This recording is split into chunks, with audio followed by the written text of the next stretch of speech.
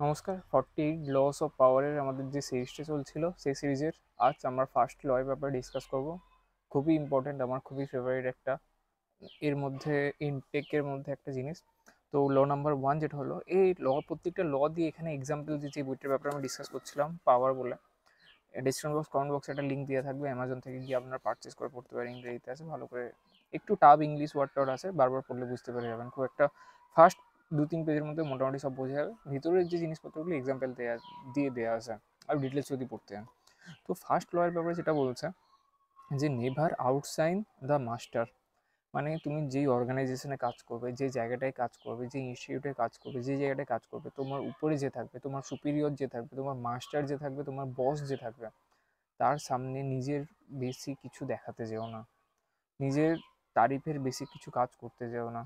মানে এখানে বলছে always make those feel comfortably superior. তোমার উপরে যারা থাকবে, তোমার পদের দিক থেকে উপরে হতে পারে, কোনো কাজের দিক থেকে উপরে হতে পারে, তোমার অর্গানাইজেশনের দিক থেকে উপরে হতে পারে, তাদেরকে এমনভাবে বিহেভ করতে হবে তারা যে সবসময় সুপিরিয়র ফিল করে। এমন কোনো কাজ করে ফেলো না তাদেরকে ইমপ্রেস করার জন্য তারা নিজেদেরকে ইনফিরিয়র ফিল করে, নিজেদেরকে ইনসিকিউর ফিল করে, নিজেদেরকে ফিয়ার তাদের মধ্যে তৈরি হয়। এই জিনিসটা করতে হবে। Do not go too far to display your talents. নিজের ট্যালেন্টসটাকে সব জায়গায় সব রকমভাবে দেখানোর কোনো দরকার নেই। অন্যদেরকে ইমপ্রেস করতে গেলে মেনলি তোমার যেখানে তুমি কাজ করছো, মেনলি তোমার যেখানে তোমার সুপিরিয়র আছে, সিনিয়র আছে, তাদের সামনে তাদেরকে ইমপ্রেস করার জন্য নিজেরকে আউটসাইন করে আলাদা করে কিছু দেখানোর, বিশাল ভালো করে দেখানোর কোনো দরকার নেই। কারণ সেই জায়গাটায় এই জিনিসটা তাদের মধ্যে ভয় এবং ইনসিকিউরিটি, এই খুবই ইম্পর্টেন্ট একটা term, fear and insecurity create করতে পারে, যেটা করার জন্য তুমি চেষ্টা করছিলে ইমপ্রেস হওয়ার বদলে অপোজিটভাবে এই জিনিসটা এফেক্ট করতে পারে তোমার লাইফে। ওরা আরও ফিয়ার হয়ে, ইনসিকিউর হয়ে তোমার এনিমিতে কনভার্ট হতে পারে। ঠিক আছে? তো এই জিনিসটা আছে make your master appear more brilliant. তারা যতই খারাপ হোক, যতই হোক, কাজ করুক না কেন, তুমি এমন বিহেভ করতে হবে, এমন কাজ করতে হবে যে মাস্টার যাতে ফিল করে, তোমার সুপিরিয়র যারা ফিল করে, সিনিয়র যারা আছে তারা যেন নিজেদেরকে সুপিরিয়র, এই ফিলিংটা তাদেরকে দিতে হবে। দেন দে আর, তারা যেমনই হোক, and you will attain the highest of পাওয়ার।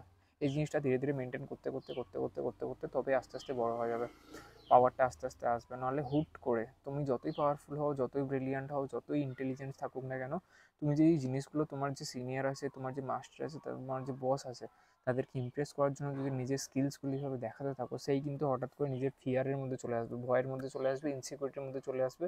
সেটা তার ওয়ার্ক প্লেসের দিক থেকে হোক, আর্নিংয়ের দিক থেকে হোক, ফ্যামিলির দিক থেকে হোক, বিভিন্ন দিক, হিউম্যান মাইন্ড, হিউম্যান সাইকোলজি কোথায় থেকে কাজ করবে কিছু বোঝা যায় না। তাই যতই ভালো ইন্টেলিজেন্স থাক, নিজে নিজে জিনিসগুলো আস্তে আস্তে করতে হবে। সবার সামনে, মেনলি নিজের যে সিনিয়র থাকবে, নিজের যে বস থাকবে, তাদের সামনে সবসময় আউট পারফর্ম, ঠিক আছে, এক্সট্রা এই জিনিসগুলো না করাই বেটার। 48 পাওয়ার অফ ল খুবই ভালো একটা বই, বিভিন্ন বিভিন্ন পয়েন্টসের উপর ডিসকাস করেছে।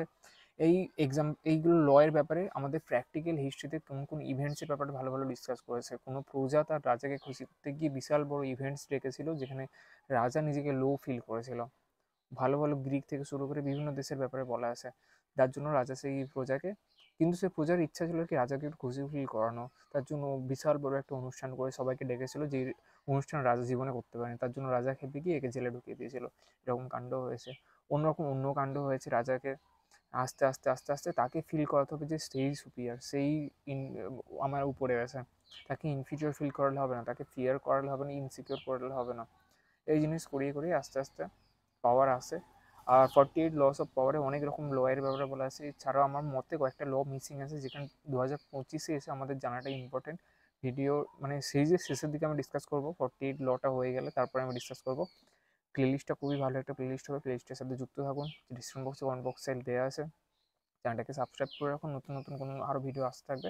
আর আমার পার্সোনাল কন্ট্যাক্ট নাম্বার দেওয়া আছে। কোনো রকম কোনো কোশ্চেন থাকলে, আর লটা কেমন লাগলো বলুন, আর কোনো রকম কোনো কোয়ারি থাকলে কমেন্ট বক্সে লিখতে পারেন, আমাকে কন্ট্যাক্ট করতে পারেন। অনলাইনে কনসালটেশন দিই বিভিন্ন রকম জিনিস নিয়ে। হোয়াটসঅ্যাপ নাম্বার সেভ করার পরে ক্যাটালগসে গিয়ে দেখতে পারেন। আজকের ভিডিও এখানে শেষ করছি। ল নাম্বার 1, নেক্সট ভিডিওতে আসবে আমাদের ল নাম্বার 2। জুড়ে থাকুন ভিডিওর সাথে, চ্যানেলের সাথে, প্লেলিস্টের সাথে।